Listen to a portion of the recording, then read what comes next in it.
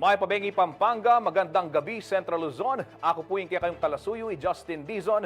Arenina, ring mga regular balita ngayon Huwebes, August 22, 2024. Miyaliwang problema keng sektor na ning edukasyon. Pisabyan dala ring stakeholders keng bubunang aldo ning Educ Summit 2024. Mahigit kapit ng milyong peso sa lagana ning shabu. Asam-sam da ring pulis king magalang. 7 palabras, Best Documentary Finalist niya, keng International Film Festival Manhattan, keng New York.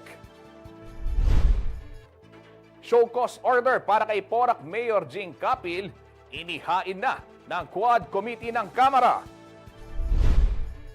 At kapatid ni Alice Guo at Cassandra Ong, nasa kustodiya na ng mga otoridad sa Indonesia, ayon huyan sa Department of Justice.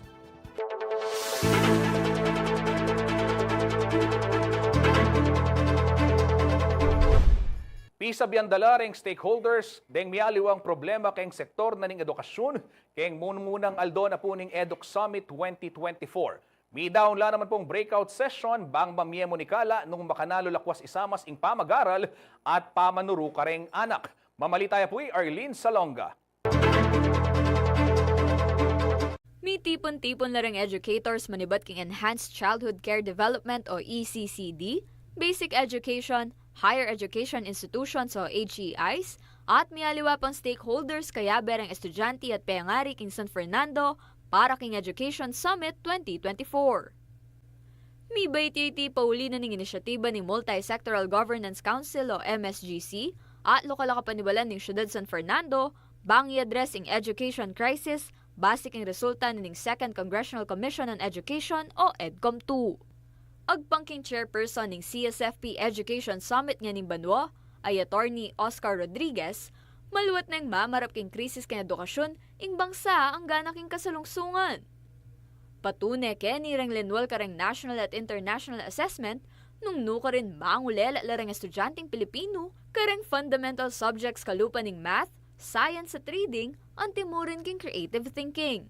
Pauli na nini, maulaga ka nung kimot at maging parti ning solusyon king Miss Education inyapin makaniniya kano kasigasig ing MSGC na isubong ing Education Summit. Pero sa buong Pilipinas, number 7 ang mga bata natin sa siyudad ng San Fernando.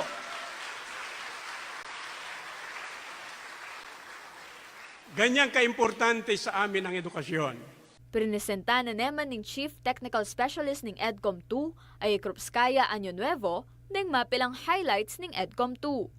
Kaya be na kening problema king stunting karang 0 to 5 years old ang maragulay epekto king karelang cognitive skills at poor health and nutrition.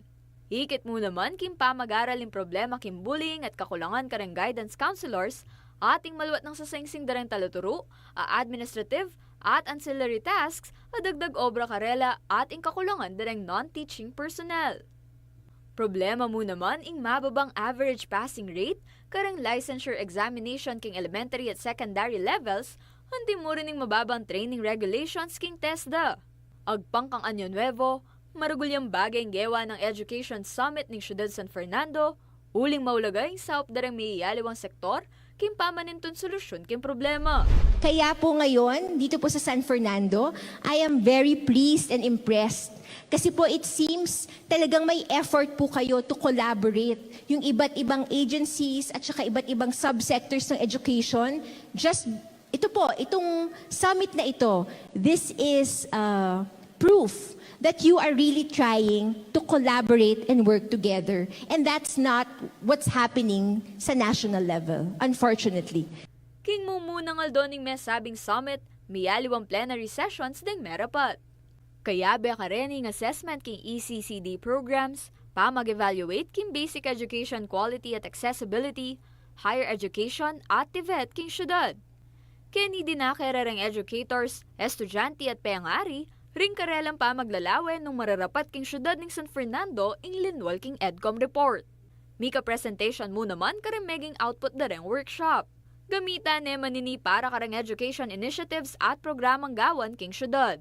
Manwala ne man ni Rodriguez na ating solusyon, basta ating commitment at determinasyon, ami ka reforma king edukasyon para king kinabukasan dareng kaya nakang Fernandino. You will engage in discussions, participate in workshops, and contribute to panels that aim to dissect these findings. I challenge each of you to think critically, collaborate openly, and innovate fearlessly.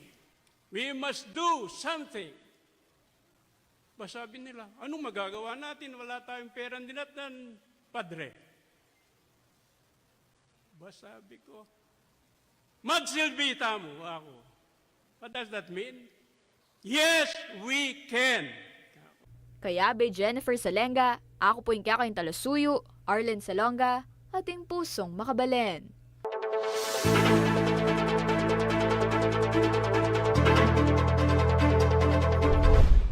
Ken po ngaliwang balita, miras keng 75 gramo na ning shabu. Ing asam-sam dareng pulis, keng mera pat operasyon, keng balen na ning magalang niti pong Miyerkules, August 21. Base king impormasyong iba't king Pampanga Provincial Police Office o PPO, mikialagang 510,000 pesos ing ikwarang kontrabando, keng 47 anyos sa suspect, ametong kanong online seller. Agpangpakeng PPO, mera kapya ing high-value target kabang magtindayang illegal na droga keng undercover a pulis. May dalawa niyang kasong violation keng Republic Act 9165 o Comprehensive Dangerous Drugs Act of 2002 ing suspect.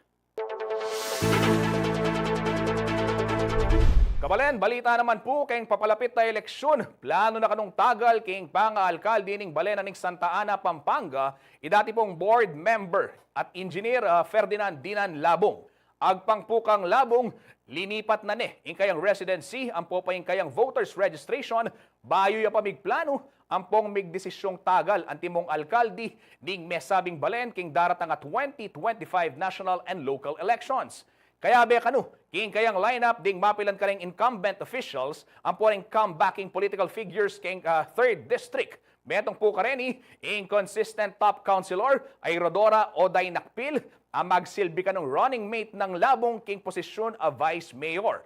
Abe mo naman king kayang lineup, ring magnasang milog king sangguniang bayan ay Jerome Gadi, Gio Messina, Alvio Pangilinan, Miriam Lansangan, Tech Concepcion, Vergel Malyari, Reinhardt Soy Guevara, ang popoy Alex Pasion. May kita pong 30 banwang milabas manibat anyang megong pisaying political career ng Labong.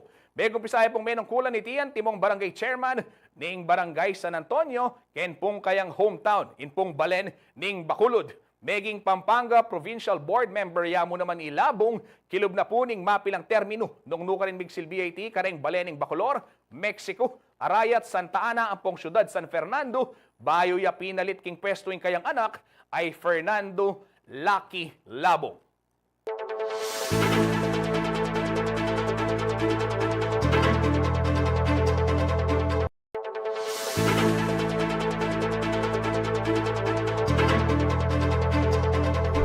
Magbalik ka po ing Balen at Balita. Kabalen, kayag na po ning selebrasyon ning ASEAN Month ngayon pong Agosto ing pamamuklat ning klase king Mabalacat City College. Metong karing aktibidad at dinuwang na ning eskwela ing pamagdaon art exhibit makaparikil po king tetagandaring Pilipino ang timong bangsa king Southeast Asia. Ay po yung report ng Lizen Morton. First day na ning pamaglub dareng estudyante king Mabalacat City College, pero ing mumunarang paruminggo king eskwela, may gantiyang Foundation Day, pauli ning gewarang pamagmasusi king Association of Southeast Asian Nations o ASEAN Month. Makabuklat ya ing mabilog ay eskwela para king art exhibit asinadya na ning MCC bang pagselebra ning ASEAN Month. Pakatindayag larang miyayaliwang obrang makaparikil king tema na ning katatagan, apelag yun na mismo ning eskwela king karelang art exhibit. Metong kareni ing legacy art alikwanan ning mengawa biyang kapampangan artist ay Andy Bondok. Ing kayang copper bonsai art, manatili yang mabiya karing obra na ning kayang apprentice ay Jonas Soriano. May ngariya po kang kakong master na si Sir Andy Bondok. Ing amanong likwa na po kana ako na yako po kanu itang metong kareng kumakareng obra na at gawa kareng obra ng mga santing. Megumpisa po karetang roots, iya pong meging katatagan. Pangaras na po karetang lips, atin pong heart ang makashape. Ita po ing kaya katamong makasanting, makahulaga kaya katamong Pilipin. Masaya naman kanuing presidente na ning MCC ay Michelle Ong, uling sakto yang miyag na ning ASEAN Month king pamamuklat ning klase para king kasalunsungan na school year. The very good thing about this exhibit ay nasakto siya sa mismong araw ng opening ng MCC. And what is our message there? Na sinakto pa namin siya sa pagbukas ng MCC because we also want not just our sophomores, juniors and seniors, but we already want to inculcate it to our freshmen. Bukod king art exhibit, Mika ASEAN Culinary Sampling mo naman king MCC, nung nuka rin labing metong a Southeast Asian cuisine ing sinadya daring mikyabe, aatakmanda naman ring estudyante. Samantala king meto nga ordinaryong school year, matas ning meto nga libong freshmen amagen roll king MCC. Pero king kasalesaya na ning community college, ngening banwa ing peka marakalalino bayong estudyante at chuking 1,300. Agpangkangong, oportunidad yay ni bang ipakit kareng bayong estudyante na ning MCC, aalimo para kareng biya sa king academics ing karelang eskwela. So we're telling them that here at MCC, diverse talents, diverse skills, we want to hone you. We just don't look at academic abilities, but we are telling you that we are global citizens, and we have different talents, we have different gifts, and everyone, your uniqueness is celebrated here at Mabalacat City College. Malyari ang puntalan ing katatagan ASEAN Art Exhibit king MCC hanggang king Biyernes, August 23. We want to invite yung mga community members ng Mabalacat at kahit hindi tiga Mabalacat, San Fernando, Angeles City, if you want to see yung mga produkto ng local artists and the students of Mabalacat City College, kung meron po kayong ASEAN theme din na mga assignments sa inyong mga estudyante, pwede nyo po silang dalhin dito. At kung kayo naman ay may mga anak, bitbitin nyo po sila at mag-field trip po kayo dito. Yako po ke kayong talasuyo Lizan Morten, ating pusong mga balen.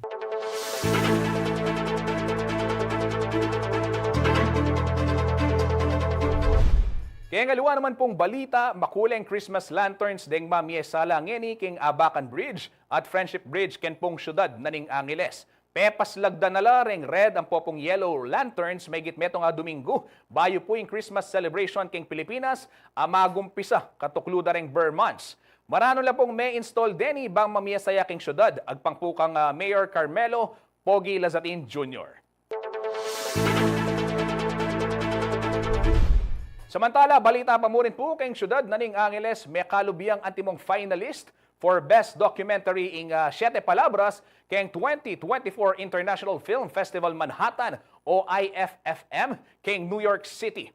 Ini po yung theatrical interpretation ng Passion of Christ king Angeles City, ang mararapat king Barangay Lourdes Northwest. King pamiadua nga ng grupong uyat artista, lokal opisyal ang pong barangay, dinukumento de ing Aduang Aldo, apamag sa dula king Siete Palabras o 7 last words. Pero lade po king IFFM, antimong official entry ng Angeles City para king documentary category.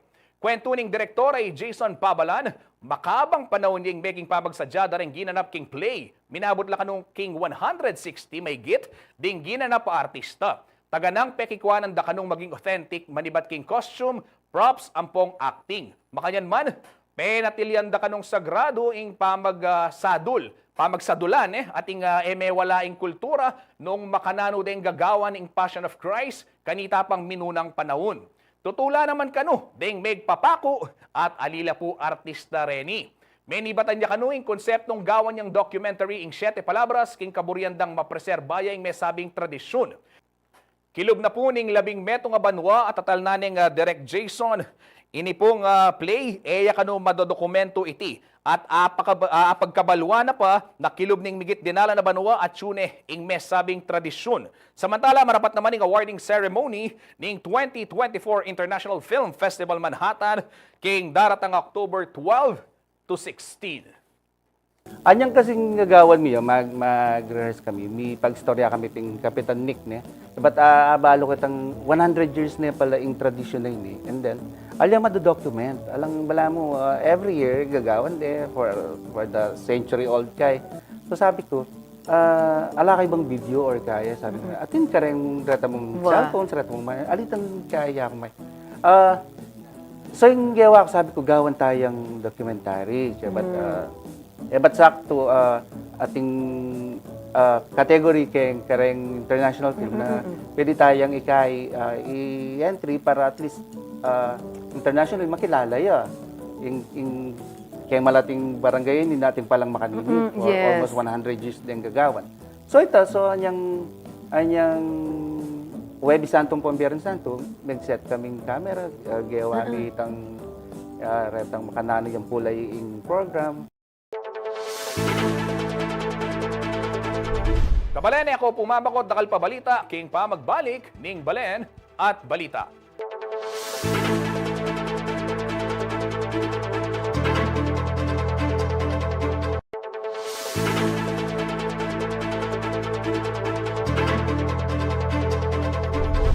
Nagbabalik po ang Balen at Balita. Kabalen, nasa kustudiya na raw ng mga otoridad sa bansang Indonesia ang kapatid ni dismissed Bamban Tarlac Mayor Alice Go na si Sheila at si Cassandra Ong na dawit ho sa Mega Pogo Hub dito po sa Porac, Pampanga. Ito ho ang kinumpirma ni Justice Secretary Jesus Crispin Remulla sa media nito pong Huwebes, August 22. Dagdag pa ng kalihim, indikasyon ang pagkakahuli ng dalawa na konektado po sa isa't isa ang mga sinalakay na Pogo Hub sa Baufo Compound sa Bamban at sa Santa Cruz, Porac. Ayon naman ho kay Senador Risa Ontiveros, mahigpit na binabantayan si Ong dahil ito umano ang makakapagturo sa mga dapat managot at responsable sa Pogo na Lucky South 99 Incorporated dito po sa bayan ng Porac. Nais ngayong malaman ng Senadora kung ano ang kinalaman nito kay Alice Go, dati pong tagapagsalita ni Pangulong Duterte na si Attorney Harry Roque at iba pang dawit sa isyu ng Pogo. Inaasahan po ni Ontiveros ang pagdalo ni Ong at Sheila Go sa susunod na Senate hearing upang masagot ito at malaman din kung sino po ang nagpuslit sa kanila upang makaalis ng bansa. Samantala, pinuri naman po ni Ontiveros sa mga otoridad ng Indonesia sa kanilang naging aksyon upang madakip ang dalawa. Pinapatunayan lamang umano nito na ang human trafficking na bunsod ng mga Pogo ay isang regional problem na nangangailangan ng global solution. Sa kaugnayhong balita, ikinatuwa ni Senadora Risa Ontiveros ang naging hakbang ng gobyerno na kansilahin ang pasaporte ni Alice Go at ng kanyang pamilya. Ayon pa sa mambabatas, iimbestigahan din ng Senado kung paano ho nakalabas ng bansa si Go at kung sino-sino ang tumulong sa kanya. Magbabalita ho si Danica Gino. Dapat lang marinig natin yan sa Chief Executive kung may mga executive agencies na nagpabaya o worse, kung kasabwat dito sa pagpapatakas o pagtakas kay Mayor Alice Go o Guo Huaping. Dapat lang may managot. That's the principle of transparency and accountability. Ito ang naging reaksyon ni Senator Risa Hontiveros sa inilabas na pahayag ni Pangulong Ferdinand Marcos Jr. na alamin at panagutin ng mga nasa likod at tumulong upang makalabas ng bansa si dating Bamban Tarlac Mayor Alice Guo. Wini-welcome din daw ng Senadora ang utos na kanselahin ang pasaporte nito kasama ng kanyang pamilya at si Cassandra Ong na siyang authorized representative ng ni-raid na Pogo sa Tarlac. Ayon kay Hontiveros, bago pa ito, may ginagawa na raw hakbang ang Department of Foreign Affairs o DFA matapos lumabas ang tunay na identity ni Guo o si Guo Huaping na hindi umano Pilipino kundi isang Chinese national. Hindi naman po nagpapahuli ang DFA and I have information from them that in fact yung Philippine passports ni na Guo Huaping o Alice Leal Guo kasama na ni na Sheila Leal Guo, Wesley Leal Guo at Catherine Cassandra Leong ay in fact ni-report na nila sa Philippine Center for Transnational Crime, Interpol. Dagdag pa ng Senadora, sumulat na ang DFA sa Bureau of Immigration at National Bureau of Investigation upang ma-establish na minis-declare ni Guo ang kanyang identity sa kanyang passport application. Ito ay kasunod ng isinigawang pagdinig ng komite na pinangungunahan ni Hontiveros. Hiniling daw ng ahensya ang biometric records ni Guo sa mga database ng 2 iba pang ahensya upang magamit bilang ebidensya para sa fraudulent identity ng dating alkade ng Banban. Sa ganitong paraan, mapipigilan na raw na kumuha ng bagong passport si Guo at ang pamilya nito. At least ang implication yan ay hindi lang mahihirapan kundi totally mapipigilan na magamit pa yung Philippine passports nila. Pati ni Guo Huaping, lalo na't hindi naman siya Filipino citizen at walang K, humawak at gumamit ng Philippine passport. Hindi na nila magagamit ito upang maglabas-masok. Hindi lang pala dito sa Pilipinas pero sa iba pang mga bansa dito sa ASEAN region. Ang Department of Justice kumilos na rin upang matunton at mapanagot sa batas ang mga tumulong kay Guo na lisanin ng bansa alinsunod na rin sa utos ng Pangulo. So muli, wini-welcome ko talaga yung aksyon ng Office of the ES at wini-welcome din at ina-appreciate itong mga dati na at kasalukuyang aksyon ng DFA. Ayon pa sa Senadora, magkakaroon ng sariling pagdinig ang Senado kaugnay sa nasabing issue. Nagbigay na raw ng kanyang manifestation sa Hontiveros at in-refer ito sa Senate Committee on Justice and Human Rights. Bubuo raw sila ng subcommittee na kanya rin pangungunahan. Ako po yung i-assign niya na manguna dyan para imbestigahan lahat ng mga issue, lalong-lalo na yung tanong na iyan, paano at bakit at sino ang mga kasabwat o pabaya sa pagtakas ni Alice Guo. Sa August 27 daw ng umaga sisimulan ang pagdinig. Kinukumpleto na raw ang mga resource person na iimbitahan kasama na ang mga naging balita nitong mga nakarang araw upang mabigyang linaw ang mga tanong sa kung paano nakatakas sa Pilipinas si Guo. Kasama si Jennifer Salenga, ako si Danny Gagino para sa CLTV 36 News.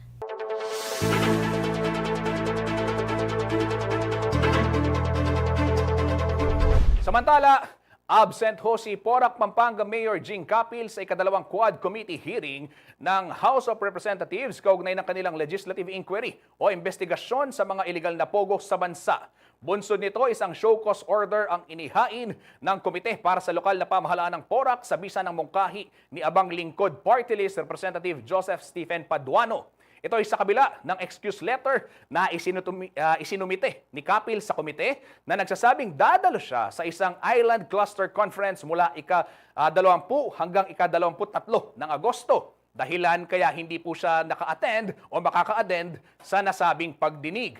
Ayon kay Paduano, naiintindihan nilang may mga tungkulin si Capil bilang alkalde.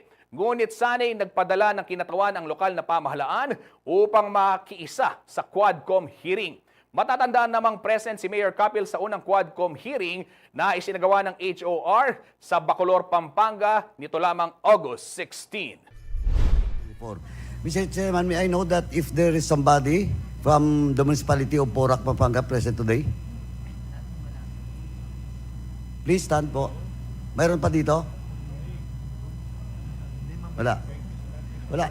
Mr. Chairman, I do believe that, of course, this is an official function by the mayor, but supposedly he has sent somebody now to represent municipality of Porac, Pampanga. Hindi naman po pwede lahat. Vice Mayor, lahat, di ba? So, with that, Mr. Chairman, I do believe that a show cause order should be issued to the municipality of Porac, Pampanga, addressed to Mayor Calpin, Mr. Chairman. So move. There's a motion stated by Congressman Paduano, duly seconded. Are there any objections? Hearing none, the motion is approved. Mr. Chair.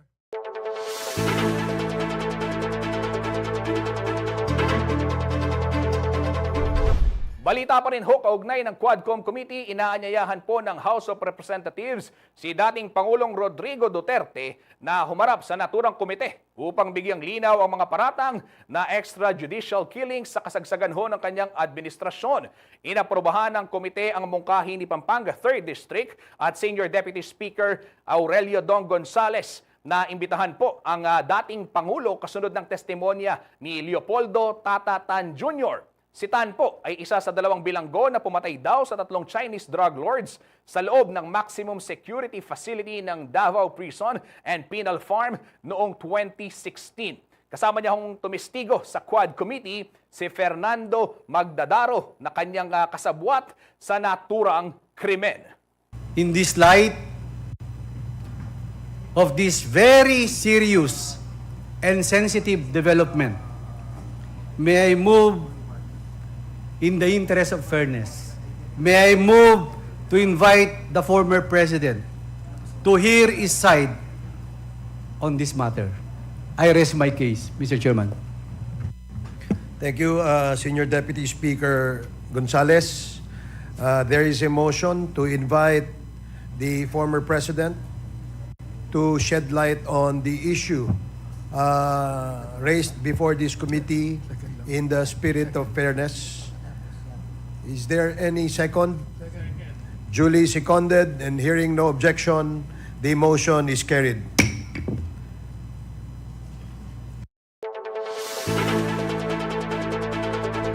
Sa iba hong balita, halos isang buwan matapos ang paglubog ng motor tanker Terra Nova sa karagatang sakop ng Limay, Bataan, patuloy pa rin daw ang isinasagawang clearing operation sa nangyaring oil spill.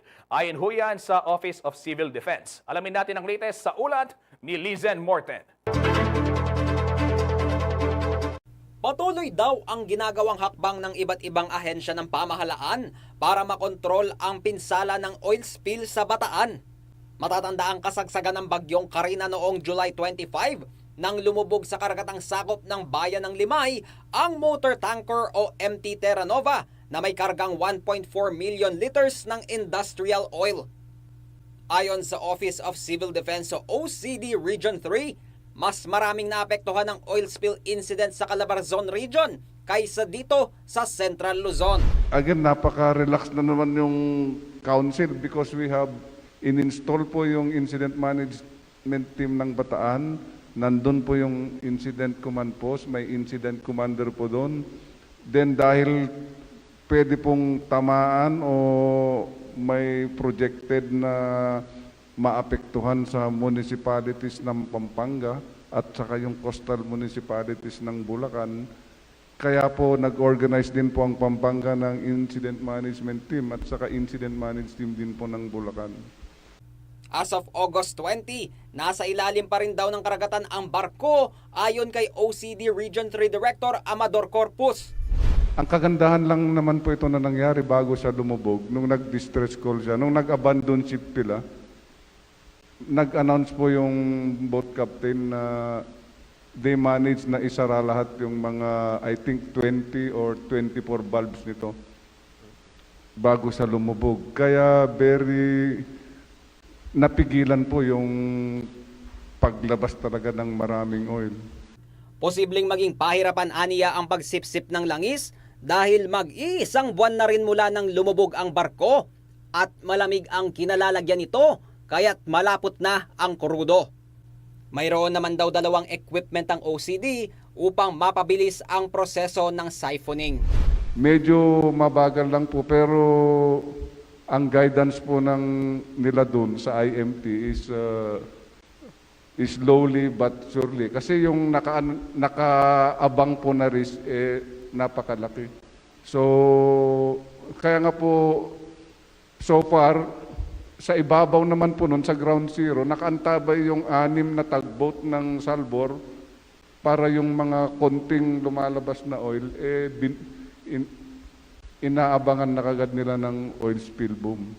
Dumating din ng isang eksperto mula sa Germany upang tumulong sa nasabing cleanup operation na nakapokus sa paghihiwalay ng langis mula sa tubig dagat.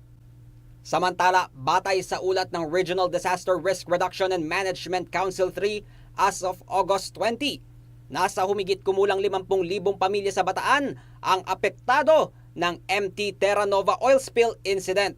Aabot naman sa halos 7.5 million pesos ang halaga ng tulong na naibigay sa mahigit 19,000 benepisyaryo. Patuloy naman ang paggawa at paglalatag ng oil spill booms ng Department of Environment and Natural Resources o DENR, katuwang ang Philippine Coast Guard at iba pang tanggapan. Sa Pampanga, nasa halos 2,600 na ang kabuuang oil spill booms na nagawa at lagpas pa ito sa target na mahigit 2,300 batay sa ulat ng Pampanga Provincial Disaster Risk Reduction and Management Council. As of August 20, Wala rin daw namamataang bakas ng oil spill sa katubigan ng Makabebe, Sasmuan at Lubao. Lizen Morten, CLTV 36 News.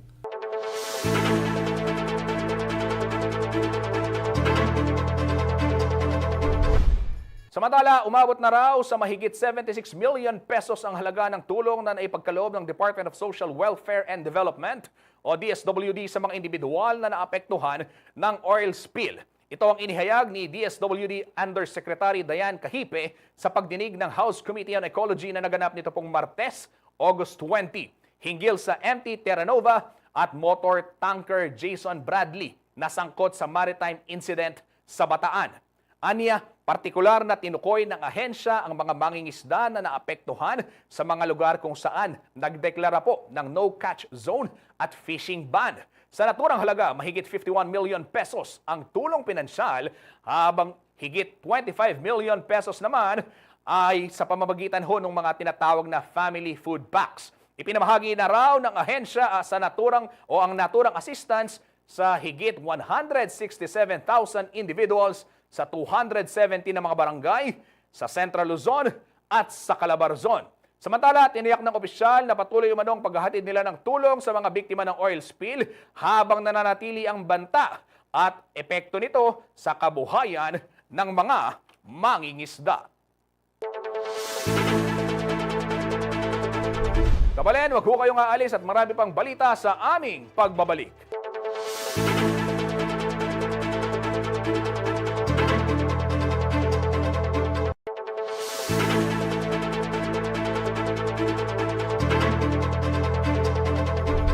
Nagbabalik po ang Balen at Balita. Kabalen, inaprubahan na po ng Kamara ang panukalang batas na lilikha ng National Food Hub sa Clark Civil Aviation Complex. Ito po yung House Bill 10678 o yung an act establishing the Clark National Food Hub, appropriating funds therefore and for other purposes.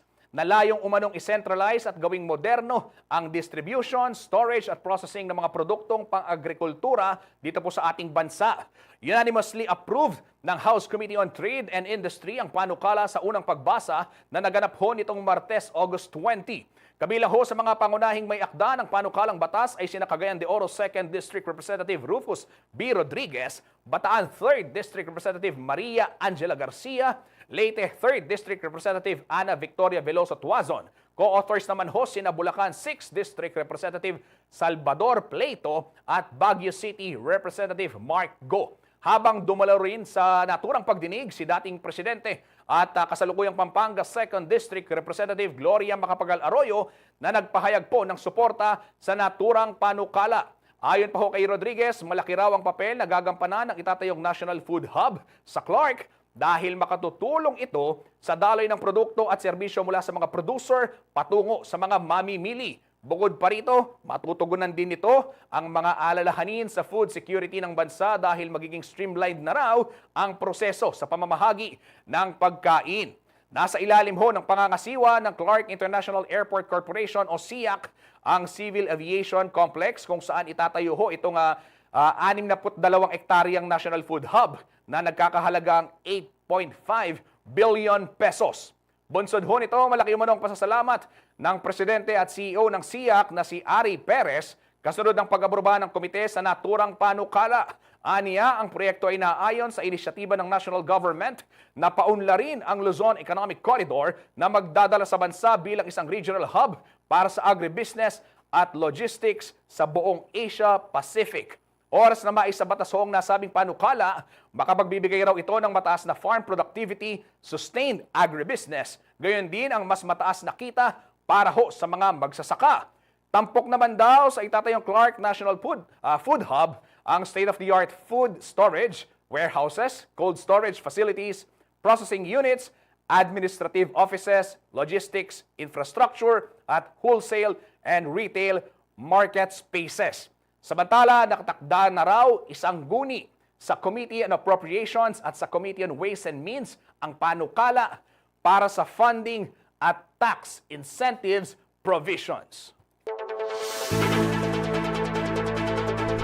Sa iba pang balita, pagmumultahin na raw ang lahat ng mga motorista na dadaan sa expressway na walang radio frequency identification o yung pong RFID sticker at walang sapat na load. Simula ho yan, August 31. Alinsunod umano ito sa Joint Memorandum Circular Number 2024-001 na pinirmahan ng Department of Transportation, Land Transportation Office at Toll Regulatory Board nito pong unang araw ng Agosto. Sa ilalim ho ng memo, lahat ng motorista na papasok sa mga expressway o toll road ng walang valid RFID o Electronic Toll Collection o ETC device o kaya di kaya mayroong RFID pero dilapidated o sira-sira na yung mga ito, papatawan daw sila ng parusa bilang no valid ETC device na may mga sumusunod ho na multa. Ito ho mga kabalen, 1,000 pesos para ho sa first offense, 2,000 pesos naman na multa para sa second offense at 5,000 pesos naman para ho sa ikatlong o per offense para sa mga subsequent offenses. Ganito rin po ang multa na ipapataw sa mga motorista na gumagamit ng fraudulent o falsified ETC sa pagpasok at paglabas sa toll gate. Habang ang mga motorista naman nalalabas ng expressway na kulang o di kaya naman hindi po sapat yung load ay mapaparusahan sa ilalim ng insufficient load na may mga sumusunod ho na multa. 500 pesos ho sa unang paglabag, 1,000 piso naman para sa ikalawang paglabag o second offense, at 2,500 pesos para ho sa mga susunod pang offenses. Samantala sa isang pahayag, sinabi po ng TRB na 91% ng mga dumadaan sa toll expressway ay sumusunod na sa mga inilalabas na alituntunin o kautusan, ngunit naaabala ang mga ito bunsod daw ng pagkakamali o hindi pagsunod naman ng iba pang mga motorista. Kaya naman layon umano ng naturang memo na magpatupad ang mga pagbabawal at paghihigpit upang maiwasan ang anumang pagkaantala at mahabang pila sa mga toll plaza. Samantala, 500 magsasaka ng mais at gulay ang nakatanggap ho ng fuel subsidy nitong August 19. Pinangunahan po ni Governor Susan Yap kasama ang Department of Agriculture Central Luzon ang pamamahagi ng fuel subsidy sa mga magsasaka ng probinsya ng Tarlac. Ginanap po ang Caravan on the Fuel Assistance to the Farmers Project sa Bulwagang Kanlahi, Diwa ng Tarlac. Kaugnay ng DA ang Development Bank of the Philippines o DBP sa pamamahagi po ng fuel assistance cards na mayroong laman na 3,000 pesos. Maaari pong gamitin ang mga card sa pagbili ng diesel o gasolina sa kahit saang gas station na tumatanggap ng card payment o gumagamit ng portable card machines. Ayon po kay Regional Executive Director Dr. Eduardo L. Lapos Jr., ang fuel subsidy caravan ay ginawa para matulungan ang mga magsasaka na apektado ng pagtaas ng presyo ng gasolina. Dumalo rin ho si Vice Governor Carlito David at iba pang mga opisyal ng DA at local government ng Tarlac sa pamamahagi ng mga fuel subsidy. Sa iba pang balita, isang grupo ho ng mga kababaihan sa bayan ng Lapas Tarlac ang sumailalim sa isang post-harvest training mula sa Bureau of Fisheries and Aquatic Resources o BIFAR Central Luzon. Nasa 30 miyembro ng grupong Kalipi San Roque, Lapas Tarlac Association ang tinuruan ng mga kawani ng ahensya sa mga paraan ng pagtitinapa ng bangus o smoking, bangus deboning at fish bottling. Ayon ho kay BIFAR Central Luzon Regional Director Wilfredo Cruz, magiging mataas ang kalidad ng mga produktong pangisdaan sa pamamagitan ng naturang proseso na magdudulot naman aniya ng mas mataas na kita para sa mga producer nito. Dagdag pa ho ng opisyal, bilang isang landlocked province ng Central Luzon ng Tarlac, isang mainam na estratehiya ang pagsasagawa ng mga ganitong klaseng training para ho sa mga fisher folk ng naturang lalawigan. Kabalen, apin po rin ding mga regular balitang kinalap ng Kekatamong News Team para po karing luwapang updates. I-like and follow yun lang mo po ng Kekatamong social media pages. Keng Facebook at CLTV36 Official, ang pong at CLTV36 News. Keng X naman at CLTV36. Kabalen natin tamong Instagram, ang pong TikTok at CLTV36 Official. Baka yan rin po ng Kekatamong YouTube. Nung buriyo pong balikan ng Kekatamong programa o akit ng luwapang balita, malyari kayo naman munta kay Kekatamong website www.cltv36.tv. Kinglagyo na po ning mabilog ang CLTV36 News and Current Affairs. Ako po yung kayong talasuyo, Justin Dizon, ating pusong makabalen.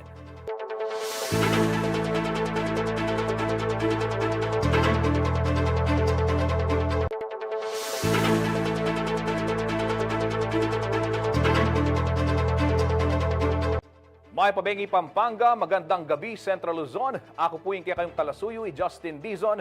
Arenina, ring mga regular balita ngayong Huwebes, August 22, 2024. Miyaliwang problema keng sektor na ning edukasyon